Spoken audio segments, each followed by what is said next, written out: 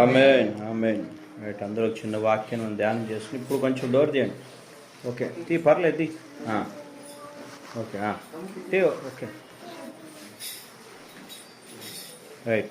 మన ప్రభువైన యేసు పరిశుద్ధ నామమున స్తోత్రాలు. అందరూ నా నిండు ప్రేమపూర్వక వందనాలు. అందరికీ వందనాలు. Praise Lord. ప్రైజ్. ఒక చిన్న వాక్యం ధ్యానం చేసుకున్నాం. శామ్యూయేలు మొదటి పుస్తకం బైబిల్ నుంచి శామ్యూయేలు మొదటి పుస్తకం 1వ అధ్యాయం 28వ మాట, 27 చదువుకోండి. ఈ బిడ్డను 26 నుంచి చదువుకోవాలి. 26 నుంచి.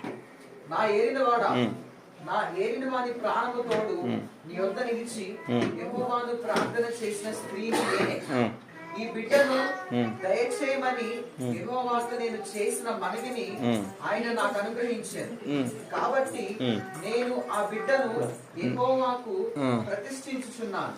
తాను బ్రతుకు దినములన్నిటను వాడు యెహోవాకు ప్రతిష్ఠితుడని చెప్పాను. అప్పుడు వాడు యెహోవాకు అక్కడనే మ్రొక్కెను. హల్లెలూయా. అంతా చాలాసార్లు వాక్యం అంటే ఇక్కడ గమనించుకున్నప్పుడు ఈరోజు ఇప్పుడున్న ఈ కుటుంబం కోసం నేను ప్రార్థన చేస్తున్నప్పుడు పరిశుద్ధాత్మ ఇచ్చిన మాట ఏంటంటే, మీరు గమనించుకున్నప్పుడు ఆ తల్లి చెప్తున్న మాట ఏంటంటే, నేను ఈ బిడ్డను దేవునికి ప్రతిష్ఠిస్తున్నా అని చెప్పింది. చూడండి, గమనించుకున్నప్పుడు ఆమె ఎవరంటే తల్లి లేని ఒక బాధను అనుభవించిన స్త్రీ అన్నమాట. అవునా కదా? ఆమె ఎంత బిడ్డలు లేరని చెప్పి చాలా వేదన పడి, ఎంత ఆవేదన పడి, చివరికి తన భర్త ద్వారా కూడా తామ మోసం చేయబడిన బిడ్డ. దానితోడు తన భర్త తీసుకొచ్చిన మరొక ఆమెదారు కూడా చాలా నిందలకు, అవమానకు చాలా గురైందనమాట. అటువంటి ఎంతో శోధకరమైన అనుభవాల్లో, బాధకర అనుభవాల్లో ఆ బాబు దేవుని చేత దయచేయబడ్డాడు. ఆ పుట్టిన బిడ్డను గమనించుకున్నప్పుడు ఆ బిడ్డ ఏమైనా బైబిల్ ఉంటుందామా, పాలు తాగడమో విడిచిన తర్వాత. చూడండి, గమనించుకోండి. చాలామంది పిల్లలు ఉంటేనే ఇచ్చేది ఎక్కువ. అవునా కదా? చాలామంది పిల్లలు ఉంటేనే దేవునికి అర్పించాలా, దేవునికి ప్రతిష్టకి ఇవ్వాలంటే చాలామంది కష్టపడు. కానీ ఆమెకి ఎన్నో సంవత్సరాల వేదనకి ఆమె ఎంత వేదన పడిందంటే ఆ వేదన ఎలా చెప్పుకోవాలో అర్థం కాకుండా అమ్మ పరిగెత్తిపోయిందంట. ఇంట్లో నుంచి పరిగెత్తిపోతా అంటే వాళ్ళ ఆయన ఏమో చచ్చిపోతుందేమో, సరలోకి దూరి బాయిలోకి దూరికాను, రోడ్డు మీదకి వెళ్ళిపోతుందని చెప్పి భయపడి పరిగెత్తుకుని ఇస్తామో చర్చిలోకి వెళ్ళి ఏడ్చుకుంటూ కూర్చుందంట. అయ్యా, నీవే నన్ను జ్ఞాపకం చేసుకో ప్రభు అని. ఇలాంటి గమనించండి.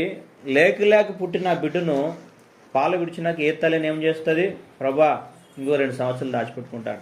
అవునా కదా? అంటది కదా, ఇంకో సంవత్సరం పెట్టుకుంటాను ఆయన, ఇంకో 2 సంవత్సరాలు పెట్టుకుంటాను, లేకుంటే ఏం చేస్తాను ప్రభు, యవ్వన వయసు వచ్చినాక నేను నీకు ఇస్తాను ప్రభు అని చెప్పాలి లేదా? చెప్పండి. మీరైతే ఏం చేసేవాళ్ళు? ఏముందిలే ప్రభా, అప్పుడు ఏదో ఉద్రేకంగా చెప్పాను నాయన, క్షమించి ప్రభా, పెద్దగానాక నీ సేవకి ఇస్తాను ప్రభు అని మనం మాట్లాడుకుంటూ ఉంటాం. అవునా కదా? కానీ గమనించండి, ఆ తల్లి హృదయంలో ఉందంటే, మీరు కింద 2వ అధ్యాయం మీరు చదువుకున్నప్పుడు, 2వ అధ్యాయం మీరు మళ్ళీ చదువుకోండి.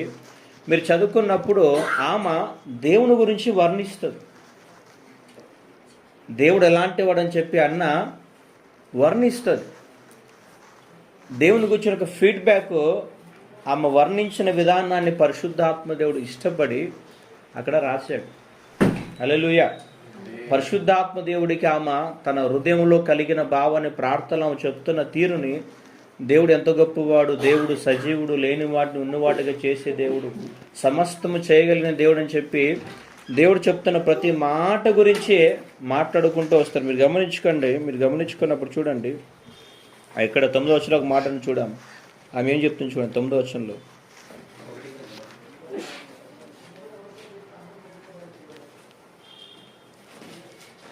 చదవండి.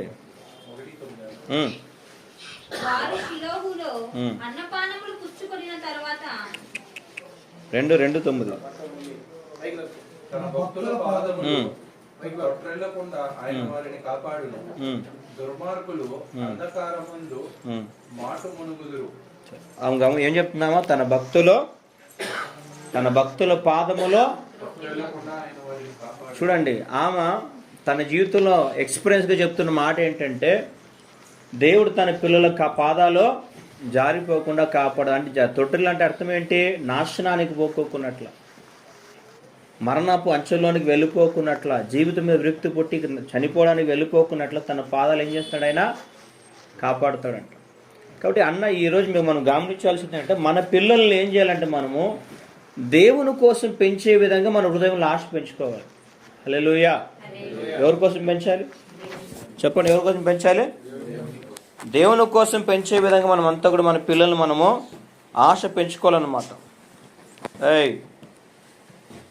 మనం మన దేవుని కోసం మన పిల్లలందరినీ పెంచే విధంగా మనం అంతా తయారైతే బాగుండు. ఇప్పుడు ఉంటున్న మన ఇంట్లో ఉన్న తల్లిదండ్రులు కావచ్చు, ఇక్కడ ఉంటున్న మన వినయ్ కావచ్చు, రూతు కావచ్చు, ఇంకా మన చర్చిలో ఉంటున్న వాళ్ళందరూ కూడా గుర్తుపెట్టుకుని ఈరోజు చాలామంది మన పిల్లలు దేనికోసం పెంచుతున్నామంటే మన నోరు దేశం ఏం చెప్పు, ఏదోలనే ఇప్పుడు కాలం గడిచినివ్వండి, కొంచెం పెద్దగా అయిన తర్వాత ఆలోచించుకున్నామని చెప్తారు, అవునా కదా? కానీ ఈమె గమనించుకున్నప్పుడు ఆమె పాలు ఇస్తున్నప్పుడు కూడా తన బిడ్డకి ఎంతగా ఆమె ప్రిపేర్ చేసింటే ఆమె యెహోవాకు వీడు ప్రతిష్ఠుడు అన్నప్పుడు ఆ బాలుడు ఏం చేశాడంట, ఏం చేశాడు బాలుడు? నమస్కారం చేశాడంట. అర్థమైందా? అంటే ఆ బిడ్డకి ఎంతగా నూరు పోసిన ఆలోచించాడు. కాబట్టి మనం ఏం చేయాలంటే మన పిల్లల్ని మనము దేవుని కోసం పెంచే విధమైన తాత్పర్యాన్ని మనము కలిగి ఉండాలని దేవుడు ఆశపడుతున్నాడు అనమాట. హల్లెలూయా. కాబట్టి ముందు బైబిల్లో ఉంటుంది, యెహోవాని ఎరగని తరము కూడా వస్తుందంట. దేవుణ్ణి ఎరగని తరము కూడా ముందు దినాల్లో వస్తుందంట. ఇప్పుడు ఉంటున్న టెక్నాలజీని బట్టి పిల్లల్ని గమనించుకుంటే పిల్లలందరూ కూడా ఇప్పుడు భక్తి కూడా ఎక్కువ చేయాలని ఉండదు, పిల్లలంతా కూడా చెడిపోతున్నారు, అవునా కదా? ఇలాంటి సందర్భం మనం ఏం చేయాలంటే మన పిల్లలు మనము ముందు ఇప్పుడున్న దినాల్లో మన పిల్లల గురించి మనం ఏదో గొప్పగా ఆలోచన చేసుకొని వాడు పొడచాలా, సంపాలా, వారు విమానాలు ఎక్కాలా, పర్వతాలు ఎక్కాలా, శిఖరాలు ఇవన్నీ పిచ్చి పిచ్చి ఆలోచనలన్నీ మనిషిపోయి మనం ఏం చేయాలంటే నాకు ఇచ్చిన కుమార్తె అన్వి కావచ్చు, నాకు ఇచ్చిన కుమారుడు ఏం చేయాలంటే మనము ఇప్పుడు ఎలాగైనా సరే దేవుని కొరకు బ్రతికే విధంగా ఉండాలని చెప్పి మనము కంకణం కట్టుకోవాలన్నమాట. హల్లెలూయా. మనం గొప్ప ఆశను మనం పెంచుకోవాలి. మీరు గమనించండి, ఇశ్రాయేల్ చుట్టూ ఉంటున్న దేశాలని మీరు గమనించుకుంటే వాళ్ళందరూ కూడా పిల్లలకి ఏం తరపు తీస్తారంటే మీ ఒకటే ఒక డిజైర్, మీ గోల్ ఏంటంటే ఎలాగైనా మీరేం చేయాలి తెలుసా? ఇజ్రాయెల్ లేకున్నట్లు మీరు చెప్పండి ఏం చేయాలా? మీరు అంతే ఎట్టున్నారంటే అన్న ఎందుకన్నా నైట్ కేక్ ఏదో కోసేసి ఇస్తే మా మగని తిని కొంచెం వెళ్ళిపోతాం అన్నట్టున్నారన్నమాట. హల్లెలూయా. హల్లెలూయా. నేను పాస్టర్ కదా అనుకో, కానీ ఏమంటే దేవుడు ఒప్పుకోడు అనమాట. కేక్ కోసి నన్ను కొడతాడు, తిన్న మిమ్మల్ని కొడతాడు. ఎందుకంటే మనం దేవునికి ప్రాధాన్యత ఇవ్వాలి. హల్లెలూయా.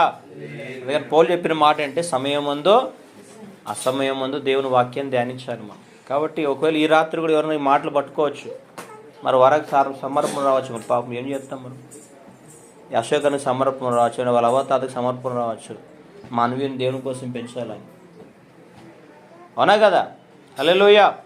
కాబట్టి మీరు గమనించుకున్నప్పుడు మీరు గమనించండి, ఇశ్రాయేల్ దేశం చుట్టూ ఉంటున్న దేశాలన్నీ కూడా వాళ్ళ పిల్లల్ని ఒక ఉద్దేశంతో పెంచుతారన్నమాట. వాళ్ళందరినీ ఏమని పెంచుతారంటే ఎవరు మీరు ఎలాగైనా సరే పెరిగి పెద్ద అయిన తర్వాత ఇశ్రాయేల్ మీరు నాశనం చేయాలి. అర్థమైందా? చదువు లేని వాళ్ళందరికీ డిజైర్ ఉంది, ఉందా లేదా? కానీ దేవుని పిల్లలకు డిజైర్ లేదన్నమాట, అవునా కదా? దేవుని పిల్లలందరికీ దర్శనం లేదు. దేవుని పిల్లలందరికీ ఏం దర్శనం ఉంది? మాకు బాగా ఇచ్చామనుకో, మేము బాగా కుడిపెట్టుకొని వాళ్ళు పెద్ద అయిన తర్వాత బాగా చదివించి ఎక్కడో అక్కడ తరిమేసి వాళ్ళు గొప్ప చేసి వాళ్ళకి ఏదో ఒక కాళ్ళ మీద నిలబెడితే మాకు అదే చాలు అనుకుంటూ ఉంటాం. కానీ అలా కాకుండా మనం ఏం చేయాలంటే మనమందరూ కూడా అన్నా వాళ్ళ ఒక దర్శనాన్ని కలిగి ఉండాలి. హల్లెలూయా. మీరు బైబిల్లో గమనించుకున్నప్పుడు ఒక మాట మీరు చూడండి, మొదటి అయిపోయింది కదా, కీర్తనలు 22వ అధ్యాయం 30-31 చదువుకోండి. ఒక సంతతి వారు ఆయనను సేవించెదరు, రాబోవు తరమునకు ప్రభువును గూర్చి వివరింతురు. వారు వచ్చి ఆయన దీని చేసనని పుట్టబోవు ప్రజలకు తెలియజేతురు. చూసారా ఏమంటున్నాడా? చదువు, నిదానం చదువు. వారు ఏం చేస్తారంట? చదువు మా 20 చెప్పింది నేను. వారు వచ్చి ఆయన దీని చేసనని పుట్టబోవు ప్రజలకు తెలియజేతురు. ఆయన నీతిని వారికి ప్రచురపరుచురు. ఎవరికి? ఎవరికి? పిల్లలకి. అర్థమైందా? మన తరం గతించిపోతున్న మన తరం తర్వాత వస్తున్న పిల్లలకి ఏం చేయాలంట? మనము ఆయన నీతి గురించి బోధిస్తారంట. అర్థమవుతుందా? కాబట్టి నేను మా దేవుని కోరిక ఏంటంటే మన పిల్లలకి మనము దేవుని నీతి గురించి మనం బోధించేవారుగా మనం తయారు కావాలి తల్లిదండ్రులు. అర్థమైందా? ఇప్పట్లో ఉన్న ఒక శోషనీయమైన ఇబ్బంది ఏంటంటే క్రైస్తవ సమాజంలో మీరు ఇశ్రాయేల్ దేశం గమనించుకుంటే వాళ్ళంతా కూడా దేవుని గురించి గొప్పగా మాట్లాడతారు. హల్లెలూయా. వాళ్ళందరూ ఇప్పుడు ఇశ్రాయేల్ వాళ్ళ పిల్లలకి ఏం చెప్తారు తెలుసా? రే మనమంతా ఈ creator children's, we are choosing persons అంటారు. అవునా కదా? ఏం చెప్తారు వాళ్ళు? ఈ సృష్టిని సృష్టించిన దేవుడు మనల్ని ఎన్నుకున్నాడో, మీరు చాలా సెలెక్టివ్ పర్సన్స్, మీరు చాలా గ్రేట్, మీరు కాబట్టి ఆ దేవుని కోసం మీరు బతకగలరా అంటారు. అవునా కదా? వాళ్ళు ఏమంటారు తెలుసా? ఈ సృష్టిని కలిగి చేసిన దేవుడు ఇజ్రాయెల్ దేశాన్ని కోరుకున్నాడు. హల్లెలూయా. మీరేం చేయాలంటే ఈ ఇజ్రాయెల్ దేశాన్ని కాపాడుకోవాలి. వాళ్ళ గోల్ ఏమొచ్చింది? వీళ్ళేమో వాళ్ళు లేకుండా నాశనం చేయాలని వీళ్ళు కంకణం కట్టుకుంటే వాళ్ళ కంకణం ఏంటి? ఎలాగైనా మనము మన దేశాన్ని నిలబెట్టుకోవాలని వాళ్ళ కంకణం. చూసారా వాళ్ళందరికీ డిజైర్ ఉన్నాయా లేదా? ఇక్కడ ఏం చెప్తున్నానంటే రాబో తరానికి తల్లిదండ్రులు ఏం చేయాలి? నీతిని బోధించే వాళ్ళుగా ఉండాలి. కాబట్టి మన పిల్లల్ని మనం దేవుడికి ప్రతిష్ఠించాలని ఒక దర్శనం కనుక మనలో వస్తే మనం చేయాల్సిన కార్యం ఏమంటే దేవుని కార్యాలని, దేవుని నీతిని మనం ఏం చేయాలా? మన పిల్లలకు బోధించే వారికి మనం ఉండాలి. అర్థమైందా? అశోక్ అన్న వరకు ఏం చేయాలా? డాలీ షోలు ఏం ఊపాలా? ఏమమ్మా మీ నాన్న మామూలుడు కాదమ్మా నువ్వు ఊపాలా? ఆయన ఉండగా మీ అమ్మ మామూలం కాదని ఊపాలా? ఏం ఊపాలి మనము? దేవుని ఒక నీతిని ఊపాలన్నమాట. మన దేవుడు ఎంత పరిశుద్ధుడు, ఎంత ఘనుడు, ఎంత మహోన్నతుడు, ఆయన పేరు పిలవడానికి మనకి ఏ హక్కు ఉంది, ఏ యోగ్యత ఉందని చెప్పి మనం ఏం చేయాలంటే ఆ నీతి గురించి మనం మాట్లాడమో ప్రారంభించాలి. హల్లెలూయా. అందుకని అప్పుడు పాటలు పాడుకుంటాం మనం, లోకమంతా తిరిగి వచ్చాను ఎక్కడ లేడో నీలాంటి తండ్రి. లోకమంతా చుట్టేసినా కూడా నీలాంటి నీతి కలిగిన దేవుడు ఎవరు? అందుకు మనం కూడా ఒక పాటలో పాడాం. ఏ పాట అది? ఎన్నటికి ఇది కృపాక్షమాపణ గల యెహోవా నీ తీర్పులు ఎంతో న్యాయమైనవి. హల్లెలూయా. కాబట్టి మన దేవుడిని గురించి మనం ఏం చేయాలంటే ఆయన నీతి గురించి మన పిల్లలకి మనము బోధించేవారుగా ఉండాలా. అర్థమైందా? ఇప్పుడు కనిన వాళ్ళు ఏం చేయాలా? నీతి గురించి మీరు తెలుసుకోండి. కనబోతున్న వాళ్ళు ఏం చేయాలా?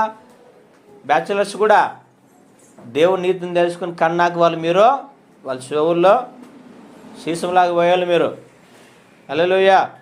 ఏమైనా ఆమె చెప్తున్నారా లేదు? వరా లోపల చెప్పుకున్నావా? దాన్ని లోపల చెప్పుకున్నా బయట పట్టుకుని దేవుడు చూస్తాడు. హల్లెలూయా. బైబిల్ ఇంకొక వాక్యాన్ని మీరు చూడండి. ద్వితీయోపదేశ కాండం 11వ అధ్యాయం 11 నుంచి 20 వరకు మనం చదువుకున్నాం. మాట్లాడకూడదు త్వరగా.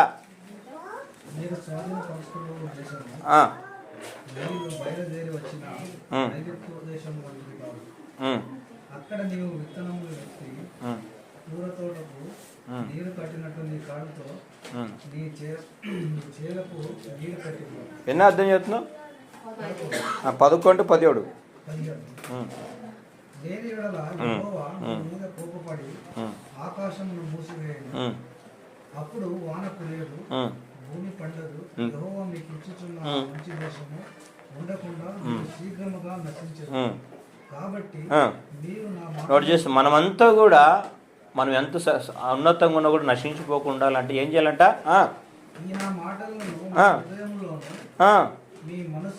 దేవుని మాటలను మన హృదయాల్లోనూ మన మనసులో పెట్టుకొని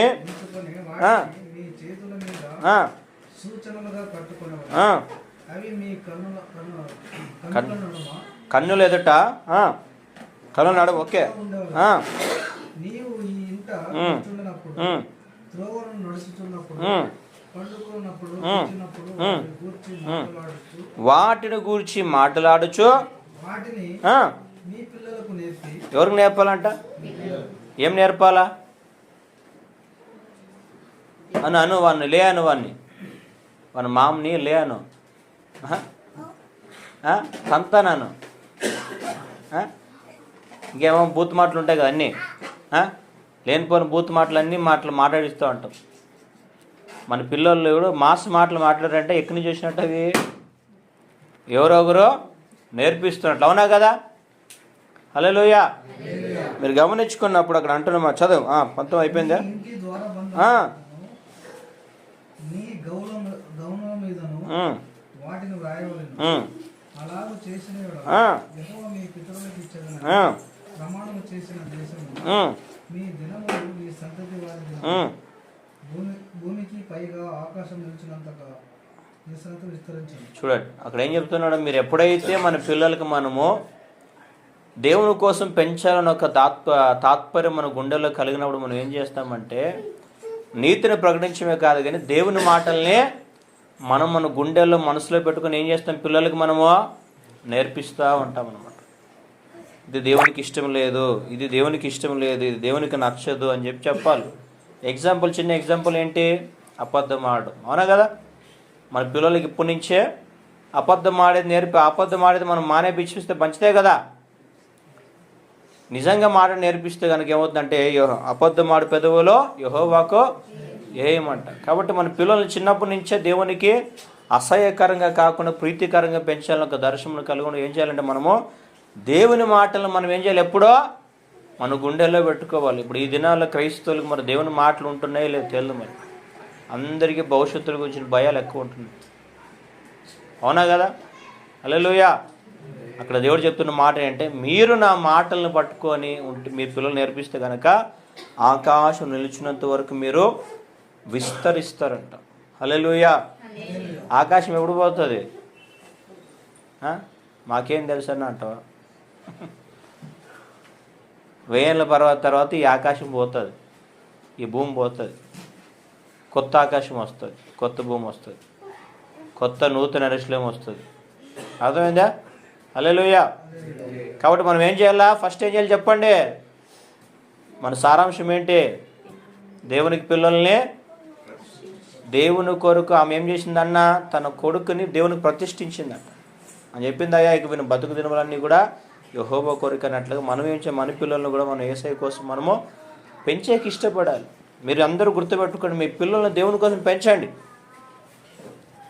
మీరు సేవకి ఇచ్చే తర్వాత మీరు ఏం పెంచాలంటే మీ పిల్లలను రోజు కూడా ప్రభు నీ మీద మనసు కలిగి ఉండాలా, నీ కొరకు బ్రతకాలయ్యా, నీ కోసం ఉండాలి ప్రభు అని చెప్పి ఆశతో పెంచామనుకోండి, ఆ పిల్లల మీద బాధ్యత ఎవరు తీసుకుంటారు? దేవుడు తీసుకుంటారు. అప్పుడు ఏం చేస్తాడంటే అన్ని విషయాల్లో దేవుడు వాళ్ళ విషయంలో జోక్యం చేసుకుంటాడు. అర్థమైందా? అలా కాకుండా మనం ఓవర్ చేసామనుకో వాళ్ళు ఇబ్బందులు పడతారు, అవునా కదా? కాబట్టి మనం ఎవరు కూడా ఏం చేయాలంటే పిల్లల్ని దేవుణ్ణి డామినేట్ చేసే విధంగా ఓవర్ చేయకూడదు మనం ఎవరు కూడా. హల్లెలూయా, అవునా కదా? కాబట్టి గమనించుకుని అందుకే ఎప్పుడు అంటాను, ఆదివారం పూట చర్చికి వచ్చేవారు కొంతమంది చెప్తూ ఉంటారు పాపులు వేయలేదన్నా లేటుగా అయిందని. పాపులు లేపుడు ఆదివారం దేవుడికి అడ్డుగా పెట్టుకోకూడదు, అవునా కదా? దేవుని కోసము అరనిద్ర అయినా ఫుల్ నిద్ర లేపేసి త్వరగా రెడీ చేసుకుంటే, ఎందుకనే పాప కంటే దేవుడు గొప్పడు కాబట్టి. అర్థమైందా? ఇచ్చిందే పాపం దేవుడు, అవునా కదా? కాబట్టి మనం ఏం చేయాలంటే మనమంతా గమనించాలి. లాస్ట్ ఒక మాట చదువుకొని ప్రార్థన చేసుకున్నాం. కీర్తనలు అనుకుంటాను, కీర్తన 22వ కీర్తన 10వ వచనంలో ఒక మాట చదువుకొని మనం అంతా ప్రార్థన చేసుకున్నాం.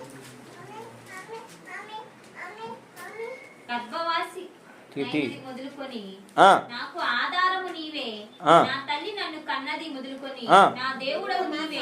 చాలు. ఏం చెప్తున్నాడు భక్తుడికి వాళ్ళ అమ్మ ఏం నేర్పించింది? వాళ్ళ అమ్మ ఏం నేర్పించింది? నాయనా నువ్వు కడుపులో పడినప్పటి నుంచి కూడా నువ్వు దేవుని బిడ్డవే నాయనా, నిన్ను ఆ దేవుడు సృష్టించాడు అని ఆమె ఏం చెప్పుకొని వచ్చింది? వాళ్ళ ఆయనకి దేవుని మీద ఆధారపడి నేర్చుకున్నాయని చెప్పింది. అందుకే ఆయన చెప్తున్న మాట ఏంటంటే గర్భవాసి మొదలుకొని నాకు ఆధారమైన వాడు నీవే అంటున్నాడు. తాను ఎదిగిన తర్వాత రియలైజ్ అయ్యి మాట్లాడుతున్న మాట ఏంటంటే నీవే నాకు చిన్నప్పటి నుంచి ఆధారమయ్యని మాట్లాడుతున్నాడు. హల్లెలూయా. కాబట్టి మన పిల్లల్ని కనుక మనం ఆ విధంగా పెంచగలిగితే మన పిల్లలు ఏం చెప్తారో ఈ శ్రేష్టమైన మాటను మాట్లాడతారు అన్నమాట, అవునా కదా?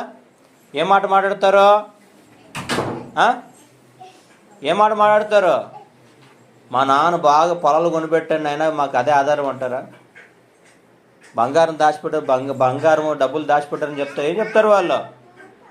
ఏం చెప్తారు? యేసయ్యా నీవే నాకు ఆధారం అయ్యా, మా అమ్మ నాన్న సంపాదించకపోయినా కూడా నిన్ను బట్టి నేను బతుకుతానే అని చెప్పి ఒక మాటను మాట్లాడతారు. ఎంత ధైర్యం కదా, ఉన్నా కదా. హల్లెలూయా. దేవుణ్ణి ఆధారం చేసుకున్నవాడు అరణ్యములో ఉన్నా కూడా నెమ్మదిగా ఉంటాడంట. హల్లెలూయా. దేవుణ్ణి ఆధారం చేసుకున్నట్లు ఏ ఆధారం చేసుకున్నవాడు బంగారు లాంటి ఆ వీధిలో తిరుగుతున్న బంగారు లాంటి ఇంట్లో ఉంటున్నవాడు గలిబిలితో ఉంటాడంట. కాబట్టి మనం ఏం చేయాలంటే దేవుణ్ణి ఆధారం చేసుకోవాలంటే మన జీవితాల్లో కూడా అనుక్షణం దేవుని మీద ఆధారంతోనే మన జీవితమో వెలబుచ్చాలి, మన జీవితం కొనసాగాలి. దేవుని ఆధారం చేసుకుండా మనం ఎంత ప్రయత్నించినా కూడా ఖచ్చితంగా నీకు ఓటమి అనేది రాసి పెట్టుకుని ఉంటాం. కాబట్టి మనం ఏం చేయాలంటే దేవుడే మనకు ఆధారం. హల్లెలూయా, హల్లెలూయా. కాబట్టి మన పరిశుద్ధాత్ముడు కోరుకుంటున్న కోరిక ఏంటంటే ఇంట్లో ఉంటున్న పాప కోసం కావచ్చు, మన అందరి కోసం కావచ్చు. నేను ఏం చెప్తున్నానంటే మీ పిల్లల్ని దేవుని కోసం పెంచండి. హల్లెలూయా. మీ పిల్లల్ని చిన్నప్పటి నుంచే డిజైర్ తీసుకోండి. యేసు కోసం పెంచాలి, యేసు కోసం ఉపయోగకరంగా ఉండాలి, యేసు కొరకు ఏదో విధంగా పనికి రావాలని చెప్పి మీరు పెంచారనుకోండి, వాని నీతిని వానికి బోధించడం ప్రారంభిస్తారు. దేవుని మాటలు మీ గుండెల్లో పెట్టుకొని దేవుని మాటలు ఎలా ఉంటాయి మీ పిల్లలకు బోధిస్తారు. లాస్ట్కి ఏమైపోతారంటే ఆ పిల్లలు దేవుణ్ణి ఆధారం చేసుకుంటారు. హల్లెలూయా. అందుకని మనం దావీదు చూస్తాం చూడండి. దావీదు చెప్తున్న మాట, చిన్నప్పటి నుంచి నీవే నాకు. అందుకని దావీదు అంత విజయంతో దేవుని ఎదుట ఎలా ఉన్నాడంటే తాను చిన్నప్పటి నుంచే దేవుడు అంటే తమ్మితంగా తను ప్రేమించాడు. హల్లెలూయా. ఇప్పుడు మనం ఏం చేయాలి? మన పిల్లలు కూడా యేసు ఎంత గొప్పవాడో మన పిల్లల నోట్ల నుంచి వినే విధంగా మనం అందరం ప్రాక్టీస్ చేయాలి. అవునా కదా? కాబట్టి గుర్తుపెట్టుకోండి, మనం లోకంలో ఏది చేసినా కూడా యేసు కొరకు మనం ఏం చేయకపోతే ఒకరోజు లెక్క చెప్పాలి. ప్రభు అంటాడు, మీకు తెలుసో లేదు, ఎక్కడుంది అది? నా సామెతల ప్రసంగిలో ఏ మాట ఉంది? అది ప్రసంగిలో ఉంది. ఎవరైనా వాక్యంలో క్యాచ్ చేస్తారా? ప్రసంగిలో ఒక మాట ఉంది. ప్రసంగిలో ఏముంది?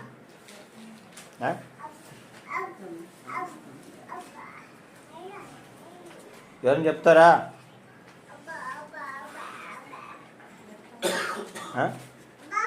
ఎప్పుడైనా చెప్పాలా?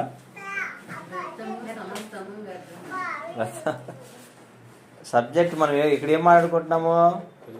పిల్లలు. మీరు బైబిల్ గమనించుకున్నప్పుడు ప్రసంగిలో ఉంటుంది, బాల్య దినమందు సృష్టికర్తను. అర్థమైంది?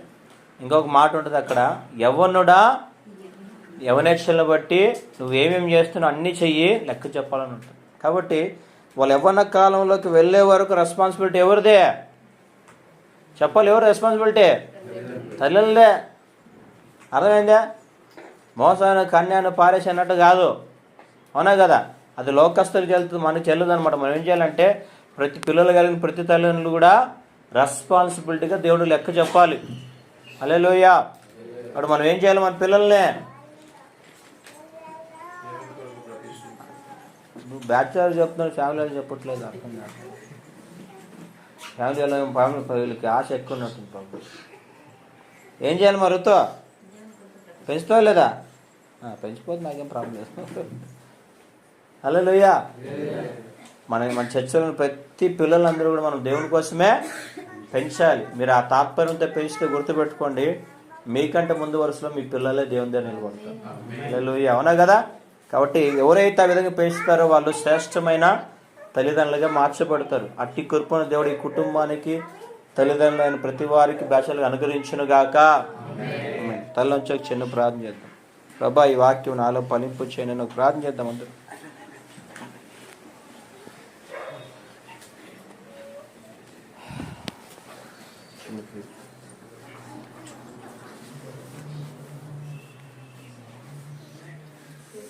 తల్లించి చిన్న ప్రార్థన చేసుకోండి. స్తోత్రం స్తోత్రం స్తోత్రం స్తోత్రం స్తోత్రం స్తోత్రం స్తోత్రం స్తోత్రం. నేనెంతో ధన్యురాలను యేసయ్యా, నీ గొప్ప ప్రేమతో నన్ను పిలిచావు. నేనెంతో ధన్యురాలను యేసయ్యా,